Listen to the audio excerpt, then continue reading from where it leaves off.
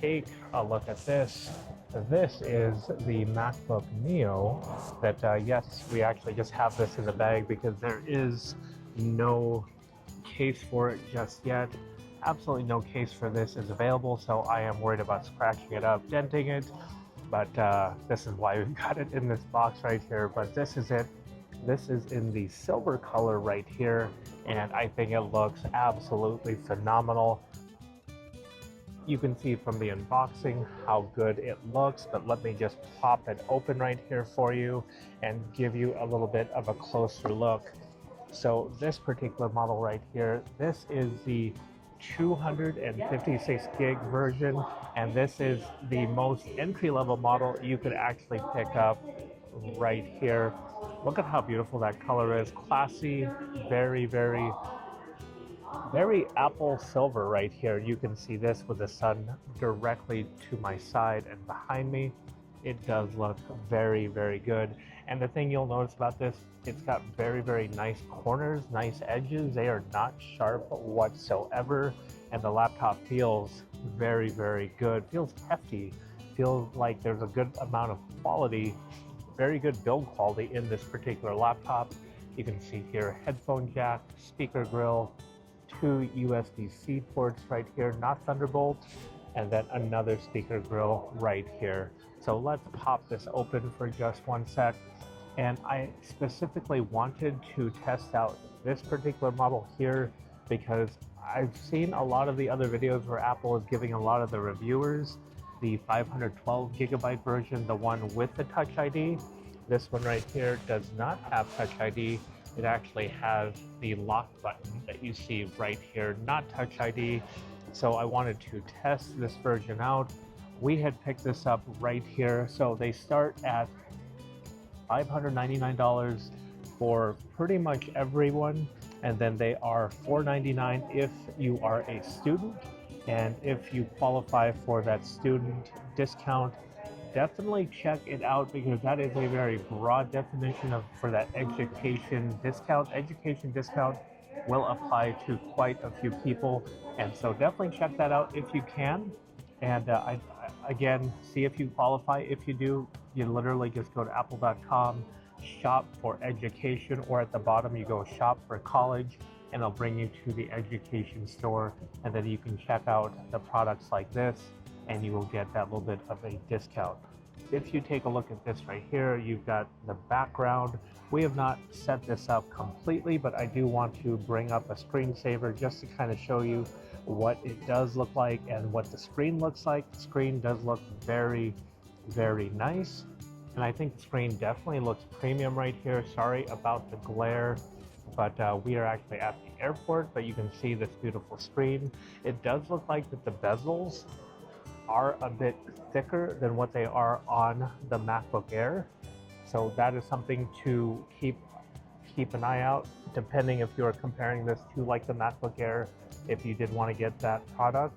And then the other thing too, the MacBook Air, starting with the M1, it had the same wedge design with the M1 MacBook Air, but the M1 actually had a P3 wide color gamut.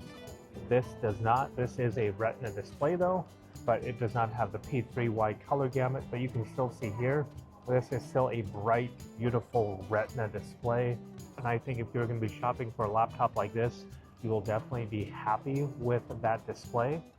As far as other things that are a little bit different from, say, like a MacBook Air, if you take a look at this keyboard right here, the keyboard is really, really nice to type on. It feels very, very good, nice and responsive. I like the way the keys feel. The key travel is really good, but the keyboard itself is not a backlit keyboard. So without having the backlit keyboard, depending on where you're going to be using this, if you need that backlit keyboard, or if you like having that backlit keyboard, that will come with the MacBook Air. The MacBook Neo does not have that, and it doesn't matter if you get the 256 or the 512 gigabyte version. What you do get with that 512 gig version, if you need it, is that double the storage, and then you do get the Touch ID with that double storage. So just keep that in mind. If you need that extra storage, definitely do so. So depending on what you're doing, if you're doing anything like normal day-to-day computing, whether or not you're putting on here Microsoft Office, if you're putting a little bit of Slack, if you are, I see a lot of the reviewers running Final Cut. If you do that, I think it's going to run absolutely just fine. Final Cut editing very basic videos, simple videos just like the ones you see on our channel. They are very, very simple. You'll be able to edit right on here without issue. And then the other thing, I want to bring this up too, because if you're going to be picking up this computer, whether or not it's going to be your first Mac to just dip your toe in the Apple ecosystem, or it's going to be your 5th or 6th Mac, another thing that you're going to be looking at is the price of this particular MacBook right here. So with the price of the MacBook, if you, like, let's say you have your MacBook Pro and you don't necessarily need to bring your MacBook Pro, and you don't want to risk damaging or something happening to that $4,000 or $5,000 custom build machine, depending on how high end you went.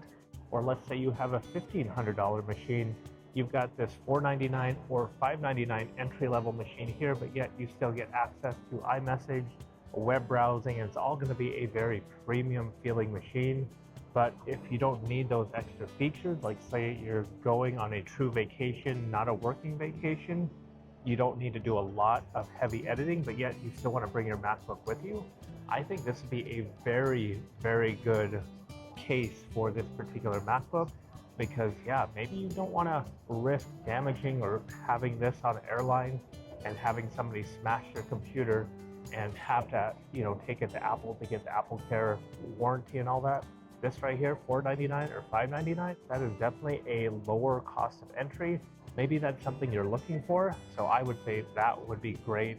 This would be a great machine to do that. The computer feels good, feels premium.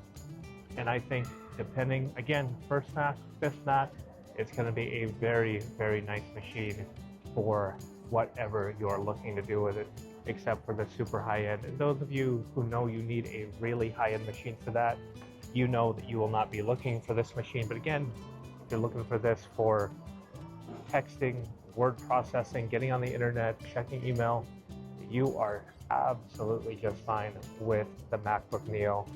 Again, feels amazing in the hand, it feels premium, but just real world first impressions, feel, look, it's really very, very nice. All right, we are going to have more videos in the future the more we use it, and we'll tell you what we like about it, what we don't like about it. But right now, I think it's very, very solid for this particular machine. So hopefully you enjoyed this video. This is our first impressions of the MacBook Neo. This is the base model. Again, this is the silver. And if you like this, you know what to do. Like, share, comment, subscribe. Until next time, thanks for watching. Bye for now.